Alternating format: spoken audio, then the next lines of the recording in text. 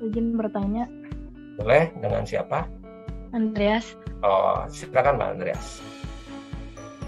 Tadi kan disebutkan banyak sekali ya metode-metode dalam lean manufacturing. Nah, dalam penerapannya sendiri, apakah ada urutannya? Misalnya, harus 5S dulu gitu. Terus kemudian ini, apakah ada urutannya atau bisa langsung sekaligus gitu?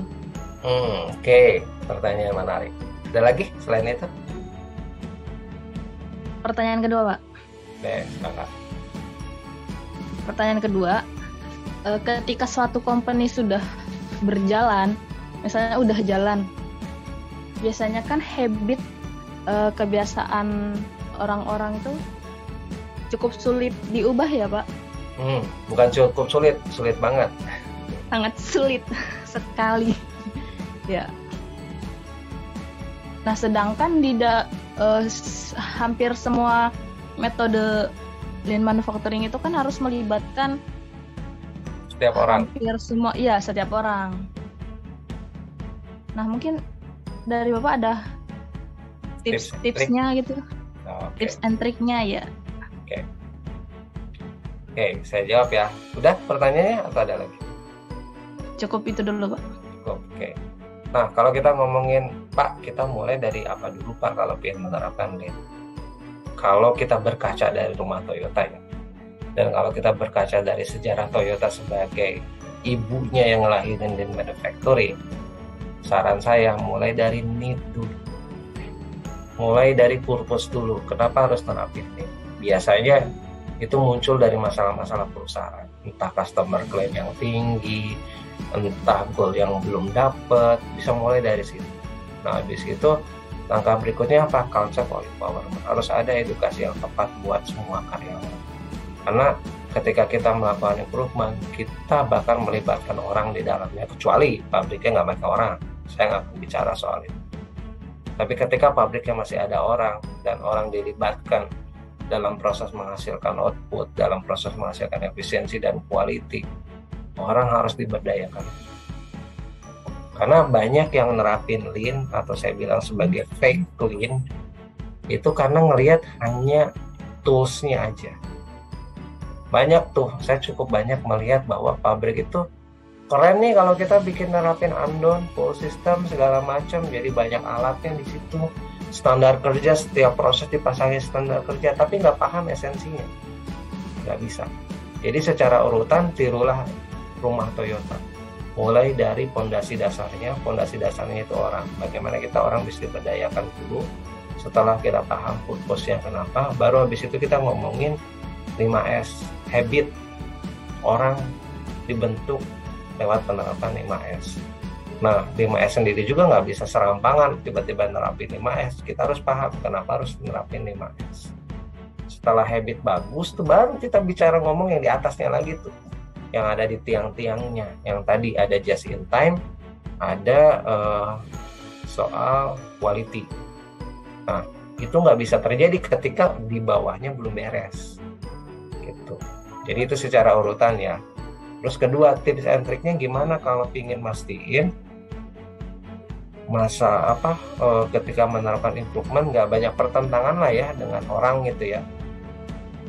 Saran saya sebagai orang yang bergerak di dunia improvement, satu, kita sebagai personal, sebagai manusia, itu harus bisa ngelewatin tahap 3T, 3D, diterima, disukai, dipercaya. Jadi kita nggak bisa ujuk-ujuk gitu ya ngomongin, keren nih kalau kita nerapin full system, keren nih kalau kita pengen nerapin Kanban. Tapi kita belum punya hubungan yang baik dengan orang-orang di departemen yang ingin kita lakuin improvement bareng. Jadi kita sebagai personal harus dulu diterima, disukai, dan dipercaya. Ini kita bukan soal bicara diri penjilat ya, tapi artinya apa?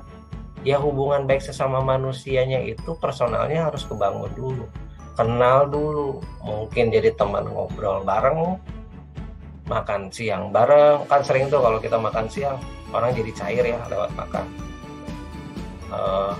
Aktivitas-aktivitas yang lebih sifatnya enggak formal lah gitu, Jadi kita sebagai personal harus ngerti dulu. Habis gitu bergaul banyak dengan mereka, pahami dulu pain point-nya mereka apa. Jadi ketika kita paham aspek pain sama pleasure-nya mereka, ketika kita bikin program improvement bakal lebih tepat guna dibandingin kalau kita hanya mikir program dari sisi kita aja. Karena kita harus ingat, konsumen improvement itu salah satunya adalah mereka. Dan kita harus mempertimbangkan aspek konsumen, ingat, value dan risk. Jadi kita harus pahami dulu tuh. Nah, habis itu baru kita adain kumpulin semua data, semua fakta tentang pemborosan yang terjadi di departemen itu. Habis gitu adain kayak macam apa ya, ngebuka pikiran gitu ya. Kalau misalkan kayak gini, pemborosan nggak sih? Itu harus di tahapan mereka mengiyakan gitu. Makanya kita harus bikin bukti, video, apapun data yang nggak bisa dibantah sama mereka, sehingga mereka bilang, iya ini pemborosan. Kalau memang pemborosan, yuk kita sama-sama improve. Jadi jauhi kata-kata yang sifatnya nggak ngebawa kerjasama bareng. Jadi jangan sampai bilang, ini buat saya, jangan. Ini improvement buat kita, karena ini pun kalau udah kita improve, Bapak enak loh. Kasus quality di tempat produksi Bapak bisa berkurang. Bukannya enak buat Bapak kalau misalkan efisiensi bagus, ekspor Bapak nggak ada masalah. Makanya tadi aspek pain sama pleasure-nya mereka pahamin. Jadi ketika kita bicara improvement, ini sebenarnya bukan bawa manfaat buat saya sebagai orang yang ngomong, tapi buat Bapak. Gitu. Itu harus dikasih tahu. Karena harus menggunakan konsep what's in it for me, manfaatnya buat saya apa. Bukan manfaatnya buat yang ngomongin ide improvement ya, buat mereka apa. What's in it for them-nya apa. Saya kira itu tipsnya.